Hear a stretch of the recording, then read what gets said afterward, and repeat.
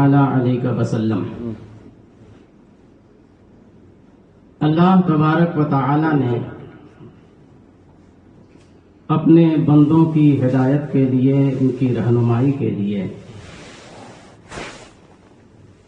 کم و بیش 1,24,000 انبیاء کرام علیہم الصلاۃ والسلام کی مبارک جماعت کو اس دنیا میں مبعوث فرمایا۔ بہت سے انبیاء و رسول وہ ہیں کہ اللہ تبارک و تعالی نے ان کے پاس صحیفے بھیجے اور 4 آسمانی کتابیں تو بہت مشہور ہی ہیں۔ وہ صحائف جو نازل ہوئے اور اللہ تبارک و تعالی نے توریت و زبور و انجیل اور قرآن عظیم ان کے بھی اتارنے کا ایک ہی مقصد ہے کہ اللہ کے بندے نبی کی زبان سے رشد و ہدایت کی باتوں کو سنیں اور اللہ تبارک و تعالی کی اس کتاب میں جو اس کے قوانین ہیں اسے پڑھیں اور اس پر عمل کریں۔ مگر ان صحیفوں کی تاریخ اور قرآن عظیم کے علاوہ آسمانی ان کتابوں کی تاریخ جنہیں ہم زبور، انجیل اور توریت کے نام سے جانتے ہیں،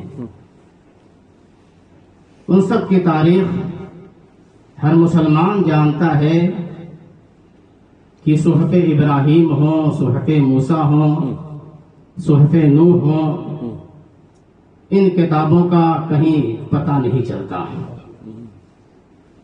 اور جو کتابیں زبور و انجیل اور توریت کے نام سے آج دنیا میں پائی جاتی ہیں، ان کے تمام کتابوں کا عالم یہ ہے کہ وہ اوریجنل نہیں، وہ اصلی کتاب نہیں، جتنی ہیں وہ محرف ہیں۔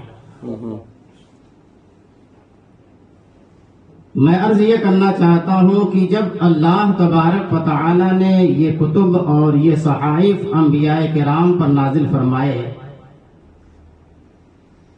ان کتابوں میں جب تحریف ہو گئی، ان کتابوں میں منمانی باتیں ڈال دی گئیں، ان کتابوں کی وہ حیثیت نہ رہ گئی جو حیثیت لے کر کے یہ کتابیں اللہ کی بارگاہ سے زمین پر نازل ہوئی تھیں۔ جب اللہ تبارک و تعالی کی کتابوں میں تحریفیں کرنا لوگوں نے نہ چھوڑا، تو اب آپ بتائیں کہ کیا ذہنیت انسان کی کل سے اور آج میں کچھ تبدیل ہو گئی ہے؟ جو ذہنیت انسانوں کی کل تھی وہی ذہنیت انسانوں کی آج ہے۔ عام انسان ہمیشہ یہ چاہتا ہے کہ میں اپنی مرضی کے مطابق، اپنے عقل کے مطابق اور اپنی طبیعت کے مطابق میں زندگی گزاروں۔ جب یہ کتابیں محرف ہونے سے محفوظ نہ رہیں، ان میں تغیر و تبدل کر دیا گیا، ان میں بہت ساری چیزوں کو اپنی طرف سے لا کر کے ڈال دیا گیا۔ اے انسان، اے اللہ کے بندے، اللہ تبارک و تعالی نے تمہیں عقل دی ہے، ذرا سوچو کہ ان کتابوں میں تحریف کرنے کے لیے کتنے عقل و شعور کا استعمال ہوا ہوگا اور کتنے پلان کے ساتھ یہ کام کیا گیا ہوگا۔ لیکن مقصد کیا ہے؟ ان کتابوں کی تحریف کا ایک ہی تو مقصد ہے کہ اس کے پڑھنے والوں کو اور اس سے منسلک رہنے والوں کو اللہ اس کے رسول کے راستے سے ہٹا دیا جائے۔ مقصد صرف ایک ہی ہے۔ کل بھی یہ مقصد جاری تھا، آج بھی یہ مقصد جاری ہے اور صبح قیامت تک یہ مقصد جاری رہے گا۔ تو جب وہ ساری چیزیں، وہ اللہ کی کتابیں وہ محرف ہو چکی ہیں، وہ بدلی جا چکی ہیں، تو اے مسلمان، ہمارا تمہارا کیا اعتبار، ہماری تمہاری کیا حیثیت ہے؟ ہمیں کب بدل دیا جائے ہمیں پتہ تک نہ چلے گا، ہمیں کب ادھر سے ادھر کر دیا جائے ہمیں اس کا اندازہ بھی نہیں ہوگا۔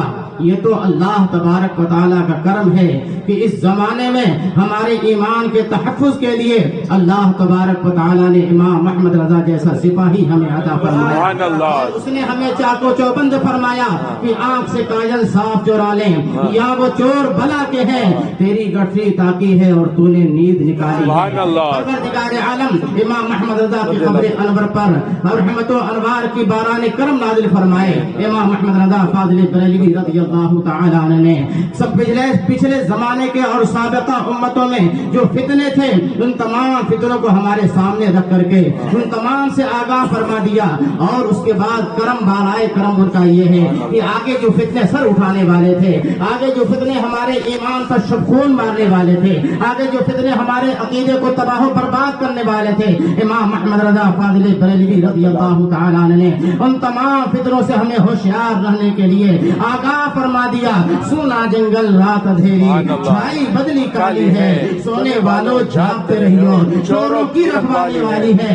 امام احمد رضا نے آگاہ فرما دیا آنے والی دنیا، آنے والے لوگ، آنے والا فتنہ ایسا ہوگا کہ شہد دکھائے، زہر پلائے، قاتل دائن شوہر کش، اس مردار پہ کیا لل جانا، دنیا دیکھی بھالی ہے، عالم تمہارا یہ ہو جائے گا اگر تم سنبھل گئے، غوث پاک کے دامن میں آ گئے، خواجہ پاک کے دامن میں آ گئے، محبوب الہی کے دامن میں آ گئے، امام محمد رضا کے دامن میں آ گئے، امام مفتی اعظم کے دامن میں آ گئے، تاج الشریعہ کا دامن ہاتھ میں لے لیا، محدث کبیر کے قدموں میں چلتے رہے، تب تو تمہاری آبادی ہوگی۔ انہیں جانا، انہیں مانا، نہ رکھا غیر سے کام، للہ الحمد میں دنیا سے مسلمان گیا۔ اگر ایسا نہ ہوا تو تمہارا عالم یہ ہوگا کہ تم جو ہے بہتی گنگا میں تو بہہ جاؤ گے، تم جو ہے ایسے اچھی اچھی ہواؤں میں بہت فضا کن آواز سے دے کر کے ہواؤں میں بہت خوش کن آواز اور دماغ کو تر و تازہ کرنے والی آواز تو وہ تمہیں لگے گی، لیکن جب تم ان ہواؤں میں بہک جاؤ گے، ان سیلابوں میں جب تم بہک جاؤ گے، اب اس کے بعد جب تم کنارہ ڈھونڈو گے، جب تم سہارا ڈھونڈو گے اور آواز لگاؤ گے، ساتھی ساتھی کہہ کے پکاروں، ساتھی ہو تو جواب آئے، ساتھی ساتھی کہہ کے پکاروں، ساتھی ہوتے جواب آئے، سبحان اللہ۔ یہ عالم تمہارا ہو جائے گا، کوئی تمہارا ساتھی نہ ملے گا، کوئی تمہارا ماؤ ملجا نہ ملے گا۔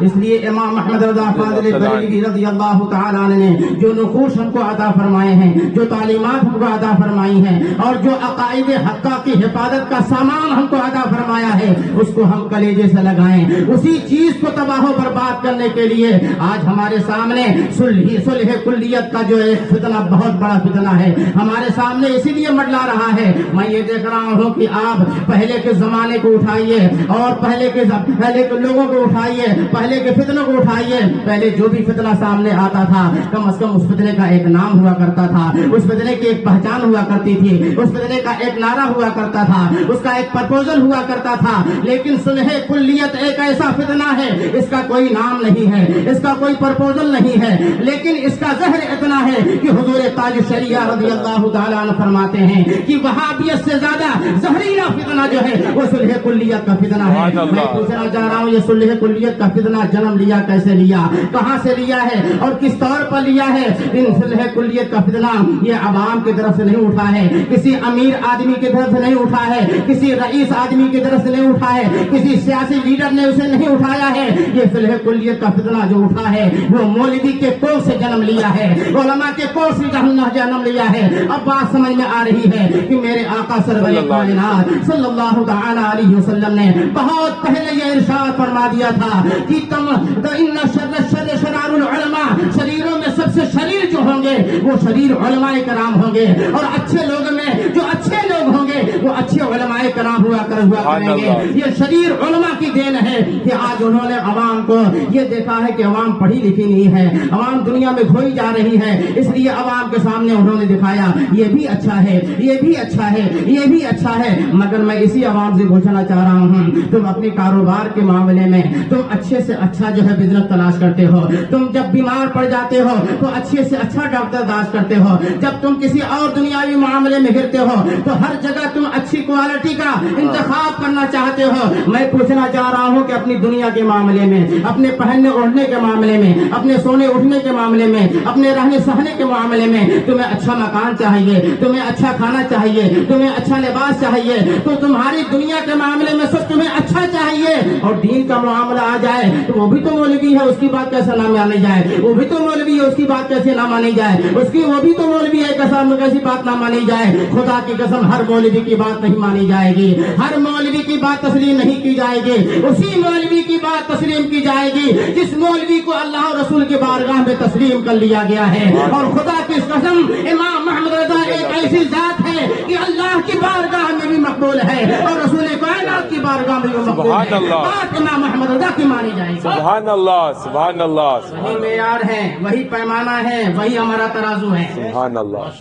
اب امام محمد رضا کے ترازو پر آپ ناپنے پہ آئیے تو یہ جتنے فتنے آپ کو نئے نئے مسائل کے نام پہ ابھر رہے ہیں، وہ چاند کا مسئلہ ہو، شہادتوں کا مسئلہ ہو، خدا کی قسم جو حالات امام محمد رضا کے زمانے میں تھے وہی حالات آج بھی ہیں۔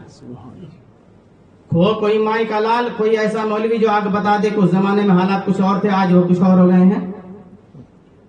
دنیا اس وقت جو ہے بالکل پستیوں میں تھی اور آج دنیا جو ہے آسمانوں میں پہنچ گئی ہے۔ نہیں، گاڑیاں بڑھ گئی ہیں، روڈ اچھے ہو گئے ہیں، بس یہی ہوا ہے۔ تو کیا اس کی بنیاد پر شریعت نے جو اصول قائم کیے ہیں اس کو توڑ کر کے طبیعت کے اصول پر عمل کیا جائے گا؟ امام محمد رضا کا دامن چھوڑنے کا نتیجہ یہ ہے کہ آج ہم در در کی ٹھوکریں کھا رہے ہیں، ہم در در کی ٹھوکریں کھا رہے ہیں۔ بدمذہبوں کے ساتھ، وہابیوں کے ساتھ، دیوبندیوں کے ساتھ، رافضیوں کے ساتھ مل کر کے آدمی پروگرامات کر رہا ہے اور اسلام کے ترقی و ارتقاء کی وہ باتیں کر رہا ہے۔ تابعین سے زیادہ تمہارے اندر شعور پیدا ہو گیا، مشائخین اعظام سے زیادہ تمہارے اندر شعور پیدا ہو گیا، صحابہ اکرام سے زیادہ تمہارے اندر شعور پیدا ہو گیا۔ ان لوگوں کو اس بات کا علم نہیں تھا کہ اسلام کی تبلیغ و ارشاد کیسے کی جائے گی، اسلام کی دھاگ اسلام کے دشمنوں کے دلوں پر کیسے بٹھائی جائے گی، انہیں نہیں معلوم تھا۔ ان کی روش کو چھوڑ کر کے تم اسلام کو عروج و ارتقاء کی منزلوں پہ لے جانے کے بجائے اپنے آپ کو دیکھو تم کہاں چلے گئے۔ اور وہ صحابہ کرام جنہوں نے اللہ کے کلمے کو بلند کرنے کے لیے اپنے آپ کو انہوں نے راہ مولا میں نثار کر دیا، تو عالم یہ ہے کہ کل بھی وہ زندہ تھے، آج بھی وہ زندہ ہیں، صبح قیامت تک وہ زندہ رہیں گے، صبح قیامت تک وہ زندہ رہیں گے۔ انہوں نے اسلامی اصول اور اسلامی شریعت سے کسی طرح کا کوئی کھلواڑ نہیں کیا ہے۔ اور آج فرعی مسائل کے نام پہ جو کچھ بھی ہو رہا ہے یہ فرعی اختلاف نہیں ہے، صرف اپنی ذاتی شہرت کے لیے سب کچھ ہو رہا ہے۔ ورنہ جو اصول زمانے رسالت سے آج تک چلے آ رہے تھے حضور تاج الشریعہ نے اس پر پورے طور پر عمل کیا۔ دنیا کا کون سا ایسا حصہ ہے جہاں حضور تاج الشریعہ نہیں جانے جا رہے ہیں؟ زمانے رسالت سے لے کر کے آج تک حضور محدث کبیر انہی اصول پر گامزن ہے مضبوطی کے ساتھ۔ دنیا کا وہ کون سا حصہ ہے جہاں حضور محدث کبیر زندہ باد کے نعرے نہیں لگ رہے ہیں؟ کون سا حصہ ہے؟ اس لیے عقل سے کام لو۔ شہرت تمہارے اپنے طریقوں سے نہیں ملے گی جب تک اللہ نہ چاہے۔ شہرت ایسے نہیں ملتی ہے، شہرت تو اللہ تبارک و تعالی ایسے دیتا ہے کہ جب وہ اپنے کسی بندے سے محبت فرماتا ہے تو سیدنا جبریل امین علیہ الصلوۃ والتسلیم سے ارشاد فرماتا ہے، جبریل میں فلاں بندے سے محبت کرتا ہوں، تم بھی اس سے محبت کرو، تم بھی اس سے محبت کرو۔ اور جبریل چلے جاؤ روئے زمین پر جا کر کے میرے بندوں کے دلوں میں یہ بات ڈال دو کہ اللہ تبارک و تعالیٰ اپنے فلاں بندے کو محبوب بنا چکا ہے، فلاں بندے سے محبت کرتا ہے، اے لوگوں تم بھی اس بندے سے محبت کرو۔ آج حضور تاج الشریعہ سے تم محبت کر رہے ہو، حضور محدث کبیر سے محبت کر رہے ہو، حضور مفتی اعظم سے محبت کر رہے ہو، سرکار اعلی حضرت سے محبت کر رہے ہو، سرکار غوث پاک سے محبت کر رہے ہو، خواجہ غریب نواز سے محبت کر رہے ہو، کب حضرت جبریل امین آئے تھے تم سے کہنے کے لیے؟ آئے تھے کہنے کے لیے وہ، لیکن انہوں نے تمہارے دل کو نوک کر کے تمہارے دل میں یہ ڈال دیا ہے، اس لیے آج کہیں بھی گھر سے نکلنے سے پہلے کہتے ہو غوث پاک کا وسیلہ، خواجہ پاک کا وسیلہ، امام محمد رضا کی محبت اپنے دل میں بسائے ہوئے ہو، سرکار مفتی اعظم کی محبت جو دل میں بسائے ہوئے ہو، یہ اللہ تبارک و تعالیٰ نے تمہارے دل میں ڈالی ہے، یہ پروردگار عالم نے یہ محبت پیدا فرمائی ہے۔ جب تم شریعت کے اصولوں کو اپناؤ گے تو اللہ تبارک و تعالیٰ کی طرف سے یہ انعام تمہیں ملے گا۔ تمہیں اپنے شہرت کے اصول اپنانے سے تمہیں شہرت نہیں مل جائے گی، البتہ ایسا ضرور ہو جائے گا کہ چند لوگوں کو تم اپنی مٹھوں میں کر سکتے ہو، لیکن یہ اس کا نتیجہ یہ ہوگا، اس کا عالم یہ ہوگا کہ جب بھی وہ کسی متسلف سنی عالم کے سامنے پڑے گا تو وہ اپنی نگاہوں کو چھپاتے ہوئے رہے گا اور وہ سسکتے ہوئے رہے گا، اور کہیں ایسا نہ ہو کہ میرے خلاف کوئی بات آ جائے۔ یہی ہوتا ہے کہ ہم لوگ جہاں بھی جاتے ہیں، اگر اس طرح کا کوئی مولوی جو مذبذبین بین ذالک لا الہ الا ولا الہ الا ادھر بھی ہے ادھر بھی ہے، وہ خدا کی قسم ہم سے کانپتا رہتا ہے، کہیں ایسا نہ ہو کہ کسی مسئلے پہ کوئی بحث نہ چھوٹ جائے، کہیں کوئی مسئلہ پوچھ نہ لے جائے، تم فلاں سے کیوں ملتے ہو؟ میں یہی دیکھتا ہوں کہ ساؤتھ افریقہ کے سرزمین پر بڑے بڑے جو ہے بباغے جو ہے اعلان کیے جاتے ہیں، اور پاکستان کے سرزمین پر جا کر کے وہابی مولویوں سے ملاقاتیں کی جا رہی ہیں۔ یہ جو تم کر رہے ہو، یہ شریعت کے اصول کو توڑنے کا نتیجہ ہے کہ تم اگر چھپ کر کے بھی کسی وہابی سے مل رہے ہو، چھپ کر کے بھی کسی تم قادیانی سے ملتے ہو، چھپ کر کے بھی کسی اقلیتی مذہب سے ملتے ہو، تو وہ چھپا ہوا نہیں ہے، تم نے ایسا اصول دنیا کو دے دیا ہے کہ تمہارا کارنامہ چھپ کے آ جاتا ہے۔ اب میں پوچھنا چاہ رہا ہوں کہ تم کیسے سنت کے مبلغ ہو؟ کیا نبی پاک صلی اللہ تعالی علیہ وسلم نے، ان کے صحابہ نے، تابعین نے، ائمہ مجتہدین نے، علماء ربانیین نے کسی بھی مذہب کو کبھی کسی بھی مذہب کو کبھی گلے لگایا؟ نہیں لگایا ہے، تو تم جھوٹے مبلغ ہو، تم صرف جو ہے سنت کی تبلیغ کا ایک ڈھڈیرا پیٹتے ہو، سنت رسول سے تمہارا کوئی واسطہ نہیں ہے، شریعت مصطفیٰ کی تبلیغ سے تمہارا کوئی واسطہ نہیں ہے، تم صرف اپنی شہرت چاہ رہے ہو، تم صرف اپنی ناموری چاہ رہے ہو، اور دین ناموری کے لیے نہیں ہے، دین شہرت کے لیے نہیں ہے، دین اس لیے ہے کہ تم دین پر قربان ہو جاؤ، اور دین تمہیں ہمیشہ زندہ و تابندہ رکھے گا۔ تاریخ اسلام اس سے بھری پڑی ہوئی ہے، تاریخ اسلام اس سے بھری پڑی ہوئی ہے۔ اس لیے ساؤتھ افریقہ کے سنی مسلمانوں، یہ مت دیکھو کہ فلاں مولوی جو ہے وہ بڑی آزادی والی بات کرتا ہے، اس کے ساتھ ہو جاؤ۔ اللہ رسول نے تمہیں آزاد ہی رکھا ہے، اللہ رسول نے تمہیں آزاد ہی رکھا ہے۔ گلا دبایا کہ اسلام نے؟ آپ اگر سجدہ نہیں کر سکتے ہو، مجبور ہو، تو اسلام نے آپ کو آپ کی گردن پر چھری رکھی، نہیں تمہیں سجدہ کرنا ہی پڑے گا ہے؟ جہاں شریعت نے آدمی کی اپنی حیثیت اور اس کی اپنی طبیعت کے اعتبار سے، اس کی طبیعت کے اعتبار سے سارے مسائل مذہب اسلام اور کتابوں میں جو ہے وہ بالکل چھپے ہوئے ہیں، کہیں اسلام نے تمہاری گردن نہیں دبائی ہے، لیکن آج کے چند مولوی ہیں جو قانون اسلام کی گردن پر ہاتھ رکھے ہوئے ہیں اور زبردستی لوگوں کو رعایت دینے پر لگے ہوئے ہیں، لیکن جان لو خود تو ڈوبے ہیں صنم، یار کو بھی نہیں ڈوبیں گے، وہ ان کا خود کا ٹھکانہ نہیں ہے، اور وہ دوسروں کو کیا بچائیں گے۔ کبھی ان کی زبان سے آپ نے سنا کہ میں تنہا جنت میں نہیں جانا چاہتا؟ مگر سینکڑوں بار خدا کی قسم حضور محدث کبیر نے فرمایا کہ میں تنہا جنت میں نہیں جانا چاہتا، میں چاہتا ہوں کہ آپ سب لوگ میرے فرمان پر عمل کریں اور میرے ساتھ جنت میں جائیں۔ کیوں کہتے ہیں؟ اس لیے کہ آپ وہی پیغام دیتے ہیں جو آقا نے پیغام دیا تھا، وہی پیغام دیتے ہیں جو صدیق اکبر نے پیغام دیا تھا، وہی پیغام دیتے ہیں جو صحابہ نے پیغام دیا تھا، وہی پیغام دیتے ہیں جو امام اعظم نے دیا تھا، وہی پیغام دیتے ہیں جو امام محمد رضا نے دیا تھا۔ تو جب وہی پیغام ہے اور اس پیغام پر عمل کرنے والا جنتی ہے، تو اس لیے بماغے دوہر یہ اعلان کرتے ہیں کہ میں تنہا جنت میں نہیں جانا چاہتا، میں چاہتا ہوں کہ میرے ساتھ ایک جمع غفیر ہو، ایک پوری جماعت ہو، اس پر عمل کرو تو مسلک اعلیٰ حضرت پر عمل کرو گے، ان بزرگوں کے قدموں میں مچلتے ہوئے جنت میں جاؤ گے۔ صلح کلیت سے بچو، آمین۔ صلح کلیت سے بچو، اپنے ایمان کی حفاظت کی فکر کرو۔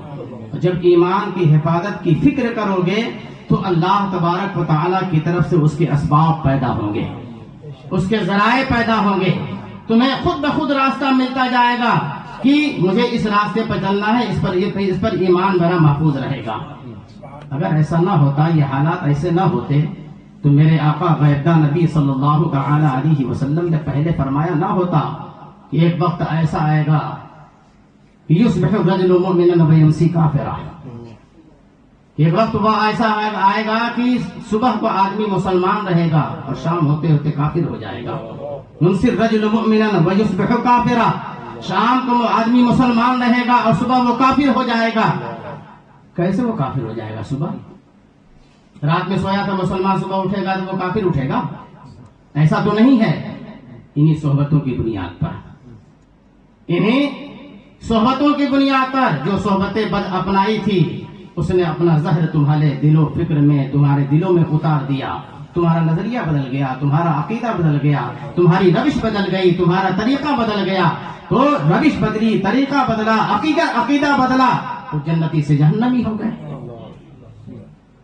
اور اس طریقے پر قائم رہنے کے لیے حضور تاج شریعہ کا کلام ابھی آپ نے پورے طور پر سنا ہے۔ وہ کلام جب جب پڑھا جائے گا تب تب تر و تازہ ہی پڑھا جائے گا، ہر وقت اس کی ایک نئی تاثیر ہوتی ہے۔ دل ویسا ہونا چاہیے۔ اس لیے جہاں حضور تاج شریعہ سے محبت کرتے ہو، حضور تاج شریعہ کے اس کلام پہ عمل کرو۔ صلح کلی نبی کا نہیں سننی ہو، صلح کلی نبی کا نہیں سننی ہو، سنی مسلم ہے سچا نبی کے لیے۔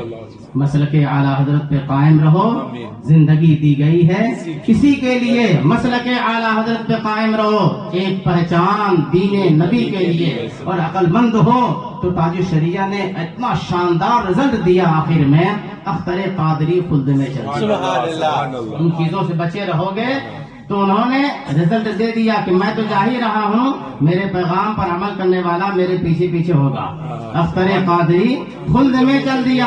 خلد واہ ہے ہر ایک قادری کے لیے، خلد واہ ہے ہر ایک قادری کے لیے۔ قادری بنو، پادری والے نہ بنو۔ پادری والے بنو گے تو بند ہے دروازہ اور کھلا ہے جہنم کا دروازہ۔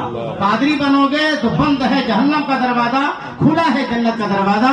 حضور تاج شریعہ زندہ باد، مسلک اعلیٰ حضرت پائندہ باد۔